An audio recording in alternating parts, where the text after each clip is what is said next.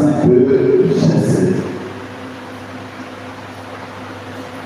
On se souvient comment les choses se sont passées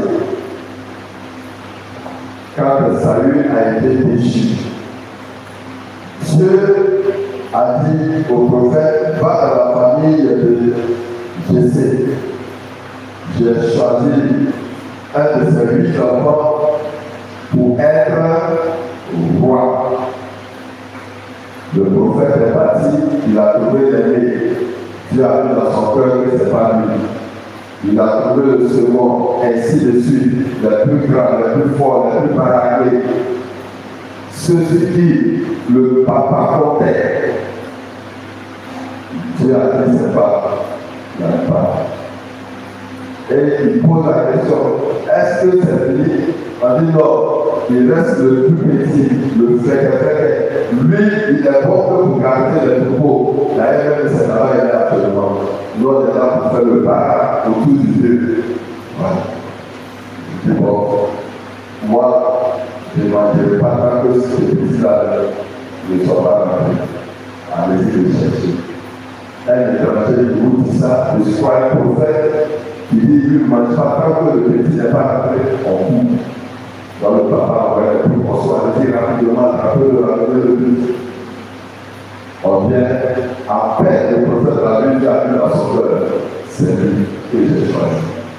Sans doute que les grands frères n'étaient pas contents, le visage français, mais c'est ça, le plan de Dieu n'est pas le plan des hommes. Dieu ne comprend pas les choses comme nous. Chez nous, on aurait choisi le plus grand. Mais Dieu a choisi le plus petit. Et c'est comme ça que David a été roi. Et durant son règne, il y a eu des moments difficiles, comme des moments aussi de joie. Mais on retient de son règne qu'il a plu au Seigneur. À tel enseigne que Dieu a dit, à partir de maintenant, celui qui sera sur le trône viendra de toi, de ta descendance. Promesse de Dieu à la lignée de David. Et c'est cela qu'on appelle souvent Jésus, fils de David. Parce que par son père Joseph, il est dans la lignée du roi David. Vous avez vu tout ce que Dieu fait bon. Dieu n'oublie jamais ses promesses. D'une manière ou d'une autre, il réalise toujours. On peut nous ne pas comprendre, on peut ne pas le comprendre, mais lui il réalise toujours. Et donc, la première lettre de décider. Un bravo sortira de la souche de Jessé, père de David. Un rejeton jaillira de ses racines.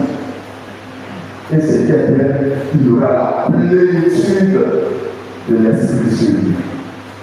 Sur lui reposera l'Esprit du Seigneur, esprit de sagesse et de discernement, esprit de conseil et de force, esprit de connaissance et de crainte du Seigneur, qui lui inspirera la crainte du Seigneur.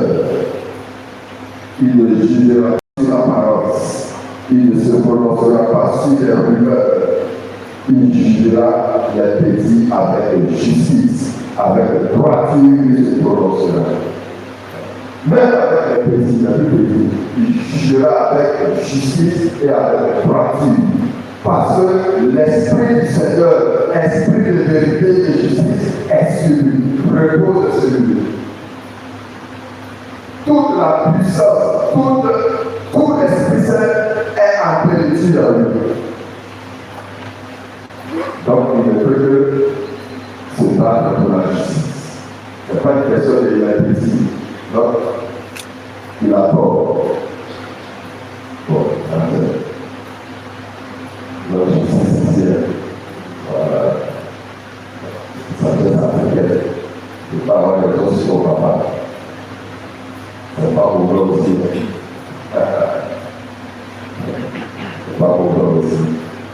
Mais celui qui ne juge pas selon la sagesse africaine. Voilà.